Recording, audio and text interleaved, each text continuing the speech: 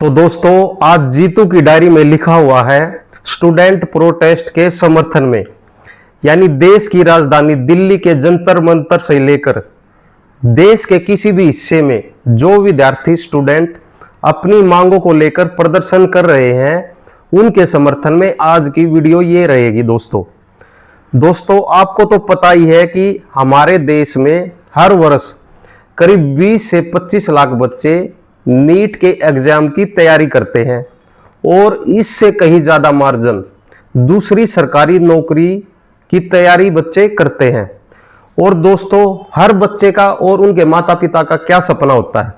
बच्चे और माता पिता का सपना यह होता है कि जो बच्चे तैयारी करते हैं उनको उनकी मेहनत का परिणाम मिल जाए, रिजल्ट मिल जाए और उनका भविष्य उज्जवल हो जाए, जिसमें हर बच्चा भी यही चाहता है और उसके माता पिता भी।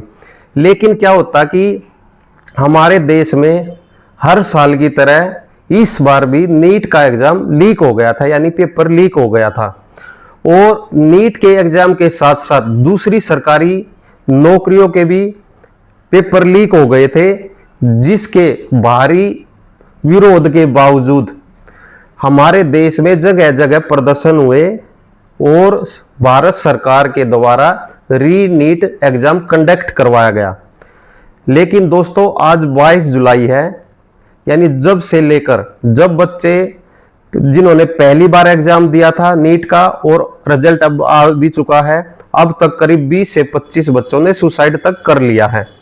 ये तो ऑन रिपोर्ट है, अखबार में न्यूज पे आया है नीट के बच्चों के लिए।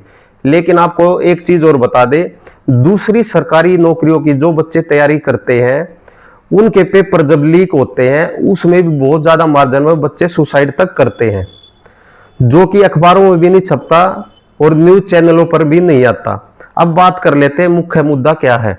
देखो, नीट का जब पेपर लीक हुआ उसमें जो कि कॉकरोच पार्टी बनी, जिसके संस्थापक अभिजीत दीपके हैं, वो दिल्ली के जंतर मंतर पर 6 जून से प्रदर्शन कर रहे हैं, यानी प्रोटेस्ट कर रहे हैं। और उनके साथ साथ बहुत सारे सैकड़ों जो स्टूडेंट हैं उनके समर्थक में प्रोटेस्ट में शामिल हो रहे हैं। अब उनकी मुख्य मांगे क्या है? देखो, उनकी मुख्य मांगे ये है कि जो एजेंसियां कोई भी एग्जाम को कंडक्ट करवाती हैं और जिनके कंडक्ट करवाने के बाद में जो एग्जाम पेपर लीक होता है, उन एजेंसियों की जवाबदेही तय की जाए। और दूसरा क्या है कि देखो, जो शिक्षा मंत्री है हमारे देश के, भारत के, धर्मेंद्र प्रधान जी, उनका इस्तीफा लिया जाए। उनकी दो मुख्य मांगे ये है, जो एग्जाम को कंडक्ट करवाते हैं, कोचिंग सेंटर है, जो संस्था है। दूसरा है शिक्षा मंत्री का इस्तीफा। शिक्षा मंत्री का इस्तीफा क्यों है? क्योंकि जब से धर्मेंद्र प्रधान जी शिक्षा मंत्री बने हैं तब से लेकर अब तक बहुत सारे सरकारी जो एग्जाम है वो पेपर लीक हो चुके हैं।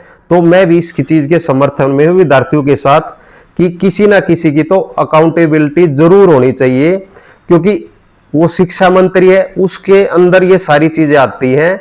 और शिक्षा मंत्री का इस्तीफा।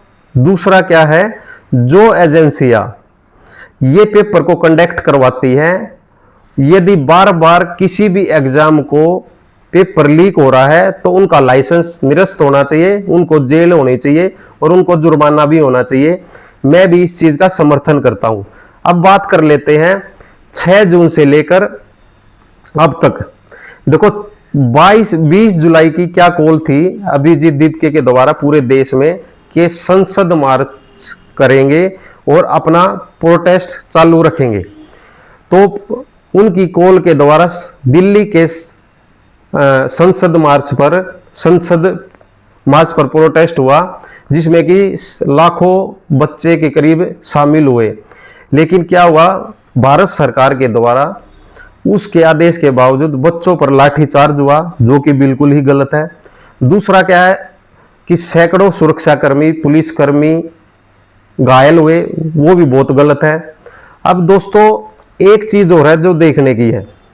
देखो, जब नीट का पेपर लीक हुआ उस समय शिक्षा मंत्री की ये जिम्मेदारी थी कि वो बच्चों से बातचीत करे।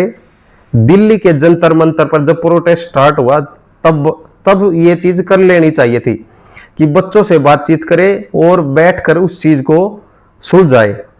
या फिर क्या था कि जो प्रोटेस्ट कर रहे हैं उन बच्चों को अपने पास बुलाए, उनकी समस्या जाने। लेकिन अब तक 22 जुलाई हो गया, अब तक एक बार भी शिक्षा मंत्री ने कोई भी बयान जारी नहीं किया है, नए स्टूडेंट का फेवर लिया है। दूसरा क्या है दोस्तों, आपको क्या लगता है कि जो भारत के जो शिक्षा मंत्री है धर्मेंद्र प्रधान जी क्या इस्तीफा देंगे?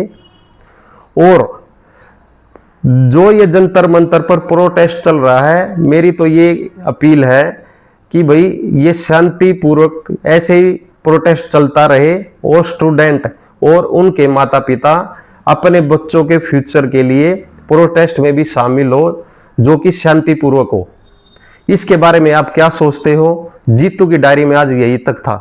धन्यवाद दोस्तों।